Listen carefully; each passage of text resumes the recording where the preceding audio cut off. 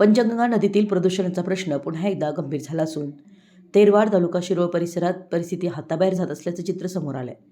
बंधाऱ्याजवळ नदीचं पाणी काळपट, फेसाळ आणि तीव्र दुर्गंधीयुक्त झालं असून धक्कादायक बाब म्हणजे हेच दूषित पाणी आता थेट शेतीपंप आणि चेंबरमधून शेतात पोहोचत आहे.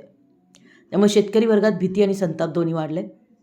नदीच्या एका बाजूला जलपर्णीनं संपूर्ण पात्र झाकलेले असताना दुसऱ्या बाजूला रासायनिक सांडपाण्यामुळे पाण्याचा रंग पूर्णपणे बदललेला दिसतो. या दुहेरी संकटामुळे नदीचं नैसर्गिक संतुलन बिघडलं असून परिसरात असह्य दुर्गंधी पसरली आहे.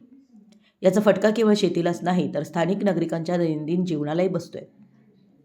शेतकरी महावीर कोप्पे यांच्या म्हणण्यानुसार या पाण्यामुळे पिकांचं मोठं नुकसान होण्याची शक्यता आहे. दूषित पाण्याच्या संपर्कात आल्यानंतर हाताला खाज, खरूज आणि इन्फेक्शन होत असल्याचे प्रकारही वाढलेत. त्यामुळे आरोग्याचा प्रश्नही गंभीर बनलाय. पर्यायी पाण्याचा कोणताही स्रोत उपलब्ध नसल्यानं शेतकरी अक्षरशः अडचणीत सापडलेत. दरम्यान नदीतील वाढतं प्रदूषण भविष्यात जमिनीची सुपीकता कमी करण्यास कारणीभूत ठरू शकते, अशी भीती व्यक्त केली जाते.